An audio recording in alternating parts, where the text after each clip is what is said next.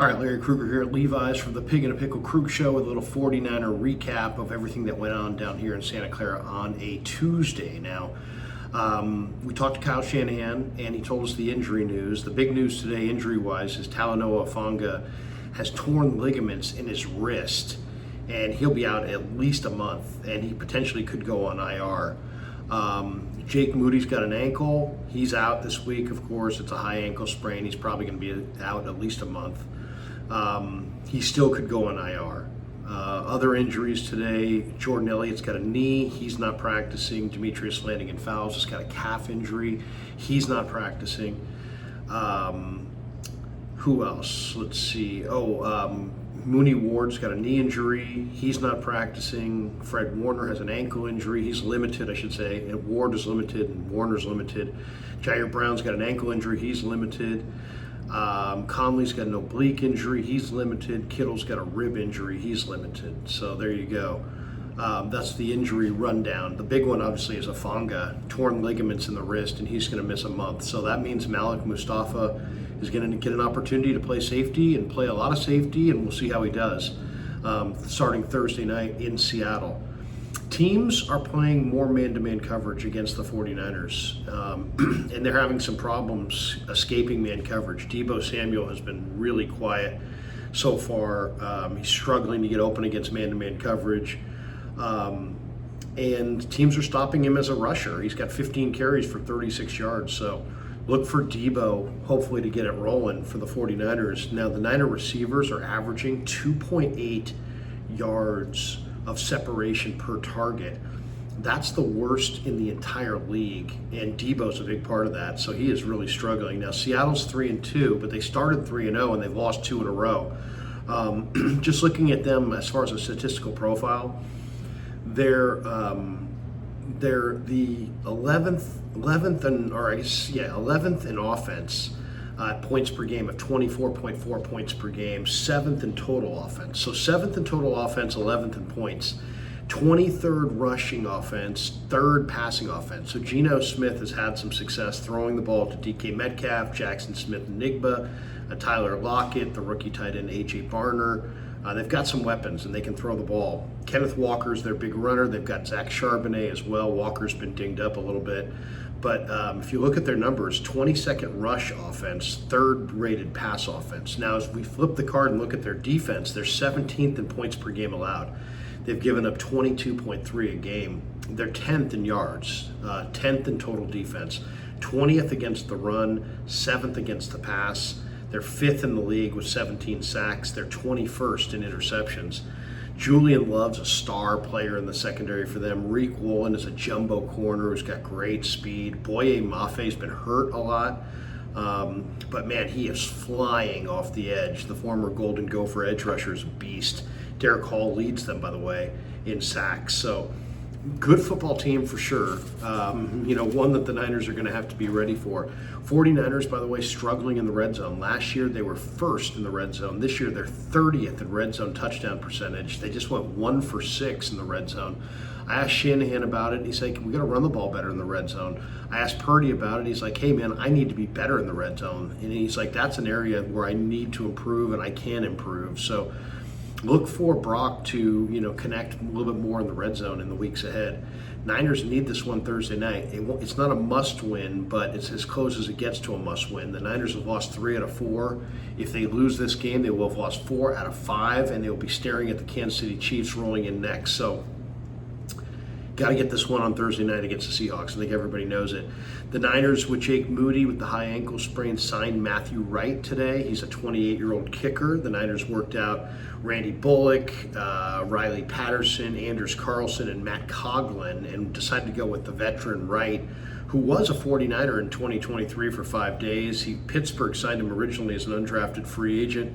Way back in 2019, he's played for Jacksonville, Kansas City, Carolina, Detroit, Atlanta, and New England. He's 40 for 47 career on field goals, 35 of 37 on PATs. Veteran guys living in Tampa. He said his agent called him, said, hey, fly out to the West Coast for the tryout. The Niners tried out those 4 kickers. Wright was the best in the tryout, and thus he gets the gig. Ball security is going to be a huge issue for the 49ers going forward because it's an issue right now. The Niners have 8 turnovers in 5 games. That's a major issue, something that they're going to have to turn around. One break the Niners get is it sounds like, the Niner offensive line, which is bottom third in pressure percentage allowed this year in the league, they may get a break in that Uchenna Nwosu has got a thigh injury. He's out. He's headed towards the IR. And Boye Mafe, who's just totally electric off the edge, is dinged up as well. So I think Mafe is going to wind up playing, but he's less than 100%. And Nwosu, I should say, is out. So the Niners benefit there. By the way, for those of you who are like, well, hey, where would the Niners pick if they have a bad year? Well, right now, if the season ended today, New England would have the number 1 pick in the draft. Cincinnati would have the 2nd pick in the draft. 49ers today would pick 13th overall. One guy that's got to get a whole lot better before Thursday night is Devondre Campbell. He's given up 21 receptions on 24 targets. That's an 87.5 failure rate in coverage. He's also missed 5 tackles in the last 2 games. He's just got poor lateral agility. He really couldn't slide over and get in front of Kyler Murray on that 50-yard touchdown run. I asked Sorensen about it. He didn't say anything about Campbell, but the film shows that Campbell was right there and should have made that play. If you're thinking that the Niners are going to have a big second half run, it's going to be challenging. They've got the 5th toughest schedule remaining. So that is something to keep in mind when you're factoring a huge finish to this year. The Niners' remaining schedule is the 5th toughest in football. As far as last week, who were the PFF highest rated players? It was Brandon Ayuk, Nick Bosa, Trent Williams, Aaron Banks, and Leonard Floyd. Good to see Banks on that list because he's a guy they absolutely need to play great football. One area they got to look at this week is missed tackles. They missed 9 in week 1 against the Jets, only 3 against Minnesota, 2 against the Rams. But the last 2 weeks against New England, they missed 17. And last week against Arizona, they missed another 12. So that's 29 missed tackles in the last 2 weeks. This last week, Bosa, Mustafa, and Campbell combined for 7 of the Niners' 12 missed tackles, but that's just too many. You can't have 29 missed tackles, in 2 weeks. That's just way, way too many. Another guy that needs to really step up is Mooney Ward. He was targeted 4 times last week. He gave up 3 catches for 67 yards, a 116.7 passer rating when targeted. So Mooney's got to step it up because the Niners need him bad. He usually plays DK Metcalf and follows them all around the field. It'd be interesting to see if Sorensen does the same thing and has Mooney travel from side to side with DK, who's got tremendous speed and obviously incredible size. Mooney has great confidence going against DK because he's had a lot of success against DK in the past. And I don't know if you heard this news, but Yetur Gross-Matos' knee injury, he is going to come back this year, but he's going to be out for at least 4 to 8 weeks. So a month to 2 months for Yetur Gross-Matos. They will get him back late in the year, but they're going to have to do without him for the next, as I said, 4 to 8 weeks. All right, that does it. Thanks to Pig and a Pickle, the title sponsor of the Krug Show. Check them out. They're in Emeryville. They're in Corte Madera. They're open 7 days a week from 11 a.m. till 8 p.m. or until they run out, and they do run out. So when you get there, make sure you get there early. Go say hi to Damon. Go say hi to Mary. Tell them that Krug sent you. Get the brisket chili. Also, thanks to Sharp Corners Sports Cards and Collectibles for being a proud sponsor of the Krug Show as well. My good friend Anthony Catania runs a great collectible store there in Pacific Grove. They're at 205 Cypress Avenue in Pacific Grove, California, along the Monterey Peninsula. And call Anthony Catania if you need sports cards or collectibles and you're along the Monterey Peninsula. He's at 831-521-5264. And thanks to all you guys for supporting the Krug Show as we approach 50,000 subs. Humbled by it and very grateful for all you guys. So enjoying covering the Niners. Go Niners. Busy day today. Practice doesn't start till 5. Catch me tonight at 6 o'clock on KMBR for Niners Nightly. The great Dave Softy Mahler from KJR up in Seattle is going to stop by, and we'll get his thoughts on the Hawks, who gagged one away this weekend. They lost to the New York Giants at home.